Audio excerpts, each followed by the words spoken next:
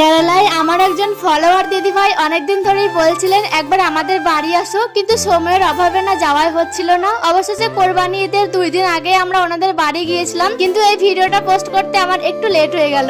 আসসালামু আলাইকুম এভরিওয়ান, আমি মৌসুমি। কেমন আছে সবাই? আশা করি সবাই খুব ভালোই আছো। তো সেদিন সবার প্রথমে আমি চলে গিয়েছিলাম আমার টেলারিং ক্লাসে। অনেকদিন সেখানে যাওয়া হয়নি, আর আমার বান্ধবীদের সঙ্গেও তো দেখা হয়নি অনেকদিন, তাই একটু সময় কাটালাম আর ম্যামদের সাথেও অনেক গল্প গুজব করলাম। তারপরেই আমরা চলে গিয়েছিলাম বাস স্ট্যান্ডে, কারণ আজকেই আমরা যাচ্ছি সেই দিদি ভাইয়ের বাড়িতে যারা অনেকদিন ধরেই আমাদেরকে ডাকছিলেন। তো ওনাদের বাড়ি কিন্তু কেরালার কোটাক্কেলে, আমাদের রুম থেকে খুব একটা বেশি দূরে নয়, প্রায় 40 থেকে 50 মিনিটের রাস্তা। বাসে যেতে যেতে অবশ্য শরীরটা একটু খারাপ লাগছিল, কারণ বাসে চড়ার অভ্যেস তো একদমই নেই। তাই বাস থেকে নেমেই প্রথমে 3 লেমন জুস খেয়ে ফ্রেশ হয়ে নিলাম। আমার সঙ্গে আমার ভাইও ছিল, যেহেতু আমরা সবাই কর্ণাটক থেকে একসঙ্গে কেরালায় ফিরেছিলাম, আর এখান থেকেই কলকাতার ট্রেন ধরবো, তাই সবাই একসঙ্গেই ছিলাম। তারপর ভাবলাম যে কারো বাড়ি খালি হাতে যাওয়া তো একদমই ঠিক না, তাই কিছু ফল কিনে নিলাম। আর দিদি ভাইয়ের একটা ছোট্ট মেয়ে আছে, তার নাম আরোহী, তার জন্য কিছু চকলেটও কিনে নিয়েছিলাম। অবশেষে লোকেশন দেখে দেখে কিন্তু আমরা পৌঁছে গেলাম ওনাদের বাড়িতে।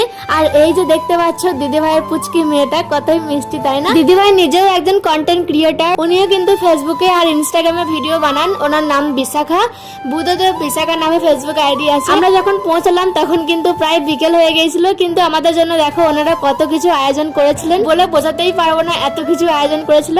বারবার বারণ করা সত্ত্বেও কিন্তু ভাত, মাছের ঝোল, তরকারি অনেক কিছুই রান্না বান্না করেছিল আমাদের জন্য।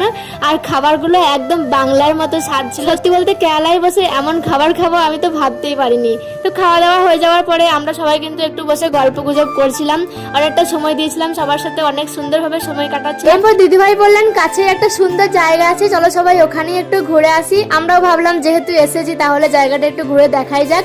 জায়গাটার নাম হচ্ছে বাইপাস, অনেক সুন্দর একটা জায়গা। এখানে অনেকেই বিকেলবেলা ঘুরতে আসে, বাচ্চারা খেলাধুলা করে। আমরাও সেখানে অনেক ছবি আর ভিডিও তুলেছিলাম, তোমাদের সঙ্গে সবকিছুই শেয়ার করছি। ঘোরাঘুরি শেষে আবার আমরা ওনাদের বাড়িতে ফিরে এলাম। আমরা ভেবেছিলাম যে এবার বাড়ি ফেরার উদ্দেশ্যে রওনা দেবো, কিন্তু ওনারা তো কিছুতেই আমাদেরকে ছাড়ছিলেন না, আবার চা নাস্তার ব্যবস্থা করেছিল। তাই সবাই মিলে একটু চা খাচ্ছিলাম আর গল্প গুজব করছিলাম। এরপর বাড়ি ফেরার সময় আমাদেরকে আবার একটা রেস্টুরেন্টে নিয়ে চলে গিয়েছিল, সেখানে আবার বার্গার, লেমন জুস এত কিছু খাওয়ালেন। সত্যি বলতে ওনাদের ভালোবাসা আর এত আপ্যায়ন দেখে আমরা কিন্তু সত্যি অবাক হয়ে গিয়েছিলাম। এত বারণ করা সত্ত্বেও কিন্তু ওনারা আমাদের জন্য এত কিছু করেছিলেন, সত্যি ভাবতেও পারিনি এমন কিছু হবে। সবশেষে বাড়ি ফেরার সময় দিদিভাই আমাদের জন্য কিছু সবজিও দিয়েছিলেন।